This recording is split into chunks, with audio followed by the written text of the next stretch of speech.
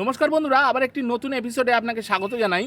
আজকের ভিডিওতে আমি আলোচনা করব কিভাবে আপনি আপনার শীতের ছাদ বাগানে যে সমস্ত ফুল গাছগুলি আপনি করেছেন তাকে কি খাবার দেবেন। আমি কি খাবার দিচ্ছি, যে খাবার দিলে গাছ খুব তাড়াতাড়ি বৃদ্ধি পাবে এবং গাছে প্রচুর পরিমাণে কুঁড়ি ধরবে। তো চলুন শুরু করা যাক। বন্ধুরা, এখানে দেখতে পাচ্ছেন আমার গাঁদা গাছে অলরেডি ফুল ধরেছে। এখানে আমার এই যে ইনকা গাছগুলি অলরেডি বুশি করার ভিডিও আমি আপনাদের দিয়েছি, না দেখলে অবশ্যই দেখে নেবেন। এদিকে দেখুন, ইনকা, ক্যালেন্ডুলা, ডালিয়া সব আমার নিজে হাতে তৈরি করা।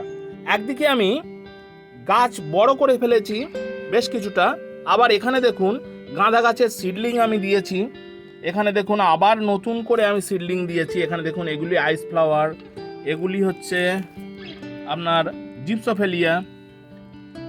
প্রচুর এখানে আমার প্রচুর ফুল গাছ। এগুলি দেখুন, এগুলি জিনিয়া, সব আমার দানা থেকে চারা তৈরি করা। দানা থেকে চারা তৈরি করলে প্রচুর পরিমাণে ফুল গাছ পাওয়া যায়।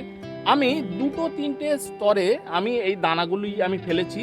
কিছু গাছ আমার বড় হয়ে গিয়েছে, আবার নতুন আমি দানা ফেলেছি, তাতে আবার নতুন। আমি আমার ছাদে বাগান রূপ গার্ডেন চ্যানেলে আমি নিয়মিত এই ধরনের ফুল গাছ, সবজি গাছের ভিডিওর আমি আপডেট আমি দিয়ে থাকি। আমি কেমন পরিচর্যা করছি, যারা নতুন তারা অবশ্যই আমার চ্যানেলকে সাবস্ক্রাইব করে রাখুন, আর নিচে থাকা বেল বাটনটি অবশ্যই অলে সেট করে রাখুন, যাতে আমি আপলোড করার সাথে সাথেই আমার এই নতুন ছোট্ট খুব সুন্দর ভিডিওগুলি যাতে আপনাদের কাছে নোটিফিকেশান হিসেবে পৌঁছে যায়। যাই হোক, কথা না বাড়িয়ে আমি আমার এই ছাদ বাগানের এখন পরিচর্যা করার সময় যে সারগুলি আমি দিচ্ছি সেই সারগুলিকে অবশ্যই আপনারা দেবেন। তো চলুন দেখি আমি কি সার দিচ্ছি। বন্ধুরা, এই বালতিতে যে সারটি আমি গুলে নিয়েছি সেই সারটি আর কিছুই নয়। এখানে দেখুন আমি আপনাদের পুরোটাই দেখাচ্ছি, কোনো গোপন করার কোনো ব্যাপারই নেই। এখানে এই যে সারটি, এটি হচ্ছে 20-20-20। আমি কেন জলে গুলে নিয়েছি একটি কারণে, তার কারণ গাছের গোড়ায় যখনই আমি এই জলটি দেব 2-3 দিন অন্তর অন্তর অবশ্যই এই সারটি দেওয়ার প্রয়োজন, তার কারণ খুব তাড়াতাড়ি গাছের গ্রোথ করানোর প্রয়োজন। আর সঠিক পরিমাণে দেওয়ার জন্য 1 বালতি বা 10 লিটার জলে আপনি এই ধরনের ছোট বাটির 1 বাটি আপনি মেশাতে পারেন এবং সেটি আরও 10 লিটার জলের সাথে আপনি ডাইলিউট করে আপনি গাছে দিতে পারেন, অথবা অল্প পরিমাণ আপনি সেই গাছে দেবেন।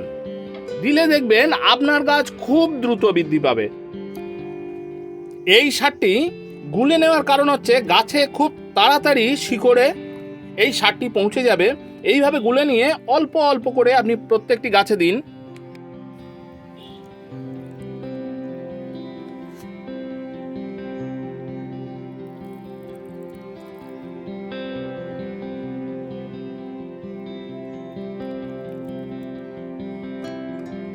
গাছের বৃদ্ধির সময় এই 20-20-20 সার খুবই উপযোগী একটি সার।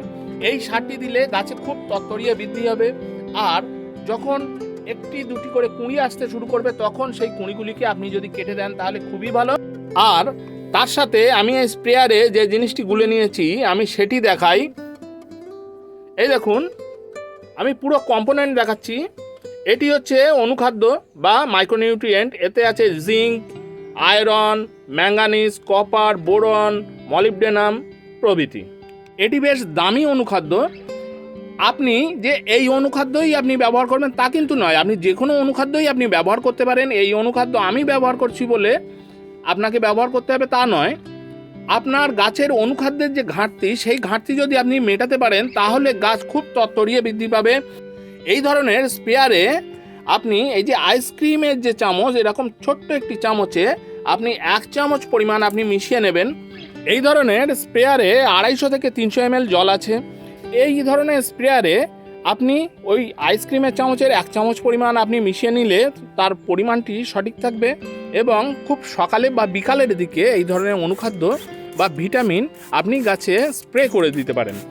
তাহলে দেখবেন গাছে অনেক প্রবলেম, হাজারো প্রবলেম দূরে থাকবে, গাছের রোগ প্রতিরোধী ক্ষমতা বাড়বে এবং গাছ খুব তাড়াতাড়ি হেলদি হয়ে উঠবে। তো বন্ধুরা, ভিডিওটি যদি আপনার ইনফরমেটিভ মনে হয়, আপনার যদি উপকারে লাগে, তাহলে অবশ্যই একটি লাইক দেবেন। আর আমার চ্যানেলে নতুন হয়ে থাকলে অবশ্যই আমার চ্যানেলকে সাবস্ক্রাইব করে নিচের বেল বাটনটিকে অলে সেট করে রাখবেন, যাই হোক, আর যদি মনের ভিতর কোনো প্রশ্ন থেকে থাকে তাহলে অবশ্যই আমাকে জানাতে পারেন। আমি আমার প্রত্যেকটি কমেন্টের বা প্রশ্নের উত্তর দেওয়ার চেষ্টা করব। আজ তাহলে এই পর্যন্তই বন্ধুরা, দেখা হবে অন্য একটি ভিডিওতে। টাটা।